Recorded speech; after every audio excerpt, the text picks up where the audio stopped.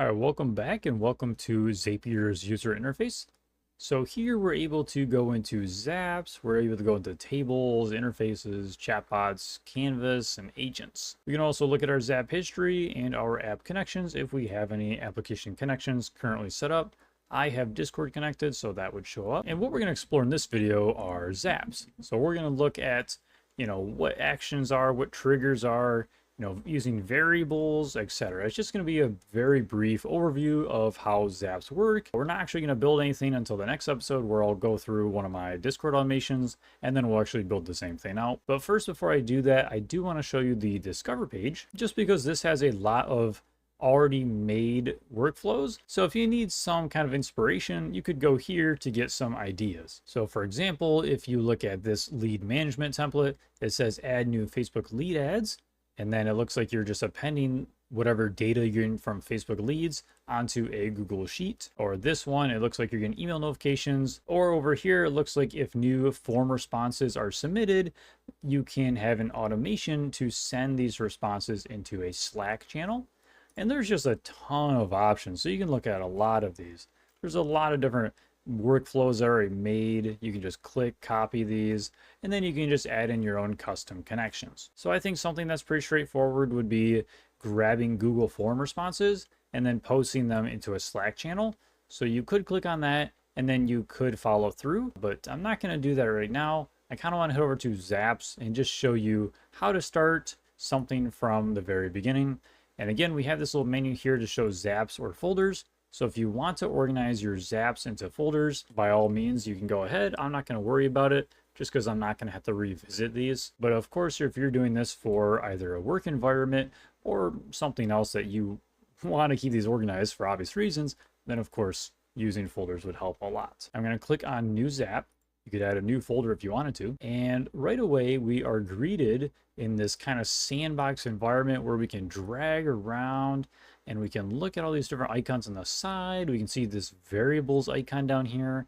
And then we have something called a trigger, something called an action, and we have Copilot asking us what we want to do. So we have a lot going on here. So let's just talk about Copilot right now. So Copilot, essentially what you can do with this is you can say what you want. So if you want some type of workflow automation built and you're not exactly sure how to build it, you could say, can you, or you don't have to say can you, can just say, let's say when new forms are, or when new form responses are submitted in Google Forms, send this data over to a Slack channel. So it's the same exact thing that I just looked at before. It's already a pre-made thing, but I'm just going to test this with Copilot and say, Copilot, can you do this? Now, of course, we're not actually going to build anything right now. I just want to show you how Copilot operates. So right here, we have Google Forms and we have Slack. So if I clicked the plus icon here, it would add this step into our workflow.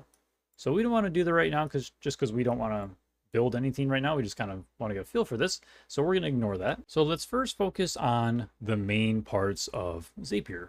And that is a trigger and an action.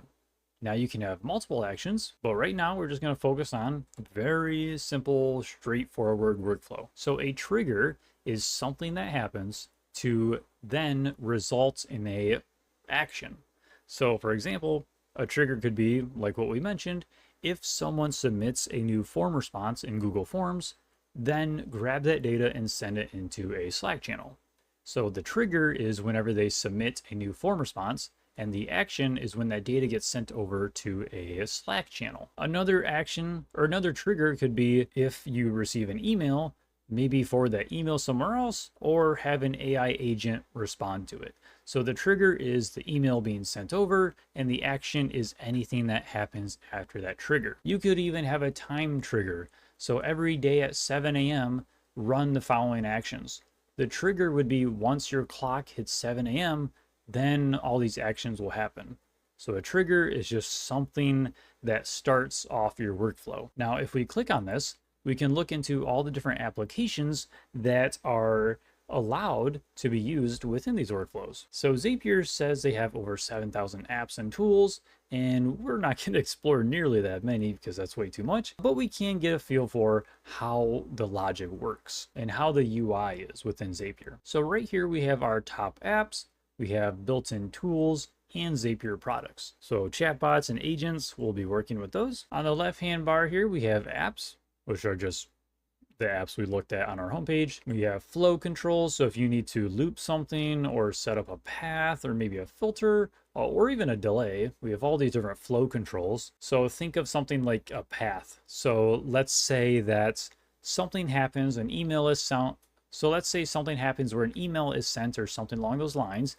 And one path could be, if this email contains so-and-so, go down here and do this. If the email contains this, then go do this. So that's essentially what a path is saying. Or schedule, we could also schedule a task to run. Again, we talked about if something would run every morning at 7 a.m. And we also have subs. So let's head over to utilities. And before I get too far into this, I want to let you know that Zapier and all these other automation tools that we'll be working with can get very complex. It really just depends on what your use case is.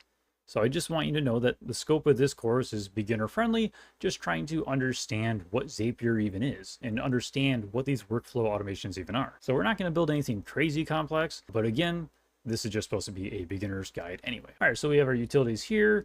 We can head over to products. And again, those are just Zapier products. Or we can build something custom with like a webhook. All right, let's head back to home. And let's just say, for example, I'm not gonna actually build this. I'm just gonna show you how things relate, but maybe let's do actually a flow control. Let's do a schedule. So we wanna say the trigger events will be, we'll just say every day, I guess. Let's continue.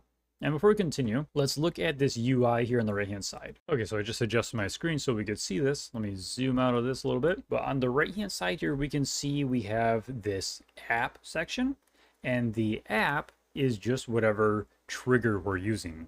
So if I change this, I could say, let's actually use Gmail. Well, now our application is Gmail, and we have a linked Gmail account here. So let's head back and let's go back to our flow controls. Let's click schedule. And that's the app we're going to be using. So your app is just your trigger application. So whatever you're monitoring. In this case, I'm monitoring a schedule. Now the trigger event, this is essentially what is going to need to happen in order for this flow to run. So we're going to have this run every day. I'm going to click every day. And once we're done setting up the initial, I guess, setup screen, we can click on continue and we can go to configure. So it's asking what time of day do we want to run this? I will say, let's run this at, we'll say 7 a.m. And it says trigger on weekends. That's not going to be necessary. Let's click on continue and let's do test trigger. Here we go. It says this record was pulled just now. Okay, so we have our first record here. And if we look at the time it pulled, it said it pulled it at midnight. But right now where I live, it is 8:22 p.m. So that just tells me, okay, we never actually configured our time zone. So if we go back to configure and we hover over this information button on our time of day, I guess, action here or trigger, we can see that it says enter the time of day when you want this action to run. Use the 12-hour format with AM or PM. So for example, 6:15 p.m. This Zap will trigger according to your account level time zone settings.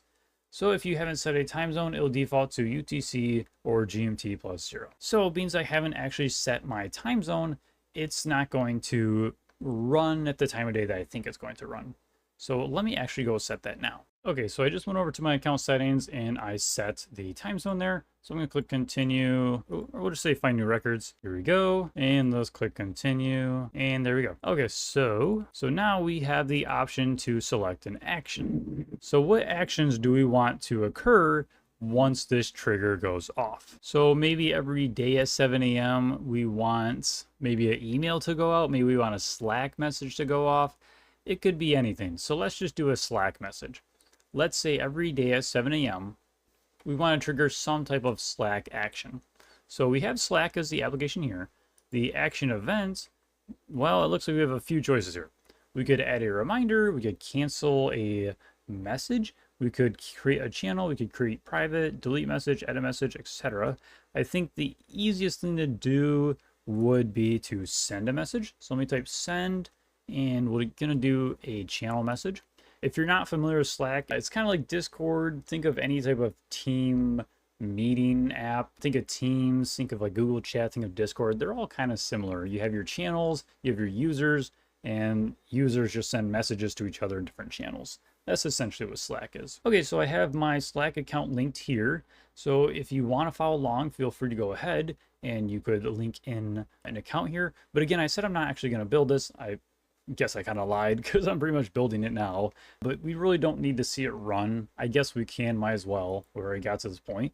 But really just wanted to show you the setup screens, the triggers, the actions, etc. So in the setup screen, I'm selecting the application. I'm selecting the action event. So once the trigger goes off, this is the action that takes place. We're sending a channel message. And the account linked is my Slack account. So let's click continue, and we're going to select a channel within my Slack. So I have this social channel here. I'm going to click on that. Do we want to add the Zapier app to channel automatically? I'm going to say yes. And the message will be good morning. Do we want to send it as a bot? We could, or we could not. I'm going to say yes. The bot name will be Cloud Trader Academy bot, if I could type. All right. And we could add a bot icon if we wanted to. And if we click on the information icon, it says we can just use a URL of the image. So if we want to public host our image, we could just do that. I'm not going to worry about that right now. We don't really need that. Also, it is nice you have this little explain field here. So if you click on this, it'll open a little AI window down here at the bottom left, and an AI bot will try to help you out. So I'm going to ignore the bot icon for now. It says include a link to this Zap. I don't see how that's really necessary. It says if you choose yes, a link to edit this Zap will be added to the end of your message. That doesn't really make sense why we would want that. So I'm going to click on no. It says, do we want to attach an image by URL? I could do something. Let me actually look up something that could be relevant here. All right, so I just grabbed a URL of a GIF. I'm going to see if that is able to attach. Or maybe I could even embed it. We'll just run it like that and see what it does. So I don't really want the full-on link to send, but there's probably no other way. You might be able to embed it, I'm not sure. But we'll leave it like that. So do we want to auto-expand links? Well, this should automatically embed it then, or play in a little widget. So yeah, this should be fine. Link usernames and channel names, I don't really need to do that. Okay, yeah, we're not mentioning anybody, so we could say yes, we could say no. It's not really gonna affect anything. All right, so down here we have a schedule. So this is a little confusing because we have our trigger that is scheduled to run every day at 7 a.m., but we also have the option to schedule when the actual message sends. So for example, every morning at 7 a.m., this workflow might start and it might run, but maybe we don't actually want to send this message until like 8 a.m., so an hour after. I'm not going to specify that just because I want this message to send immediately once the trigger goes off. Okay, so I'm not going to specify anything else. I believe this will be good. Send channel message. If set to yes, the message will be posted in both the thread and channel. We'll just leave it as yes. We'll just say yes, that's fine. And we'll click continue.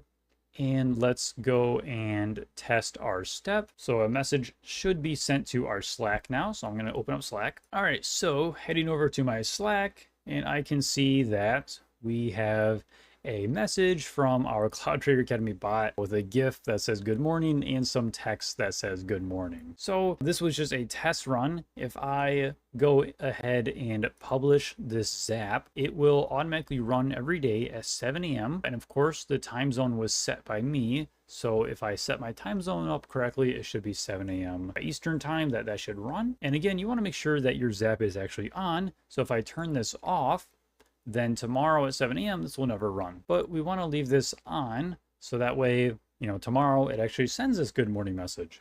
So I'll leave that on. We can look at a few other things. We have, and I do talk about this in the next video, but we do have the option to look at the history of our Zap runs.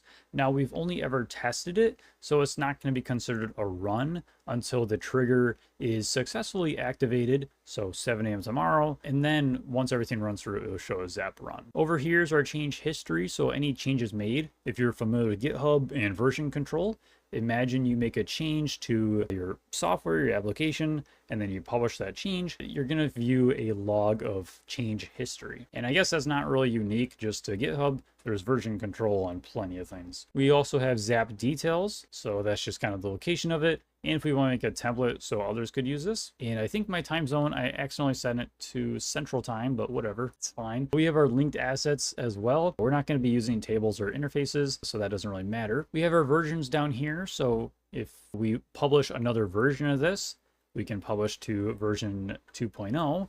Let's publish that. And then we'll see two different versions here. Now, I didn't make any change, so it's not really any difference. Or I guess I added notes, but that was it. So now we have a version 1 and a version 2.0. And we can go back and look at a previous version. So now we're looking at the previous version of our Zap. If I wanted to, I could click on Edit from V1, and I could do Edit Existing Draft, and then I could click on Publish. And then I would publish a new version. So I could say 3.0. And there we go. 3.0 is our latest version. And the last thing here is our advanced settings, which we're not going to really worry about here. Now, something worth mentioning is, as I am on a free trial of Zapier, some of my messages that I am triggered to send will not send automatically or will not send right away in real time. A good example is the next video with Discord.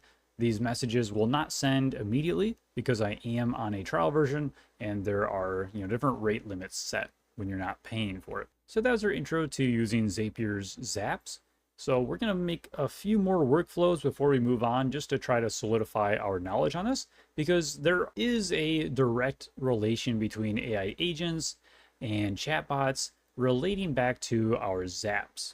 So with everything, there will be some sort of trigger. So with a chatbot, the trigger is the person has to first message the chatbot, or with an AI agent, if they're doing dynamic tasks, something must happen so that the AI agent can react to it. So we need to understand Zaps because we need to understand triggers and we need to understand actions. So if this, then that. We basically just need to understand that concept. So I'll see you in the next video where we'll make a Discord Zap and then we'll continue on from there. So I'll see you there.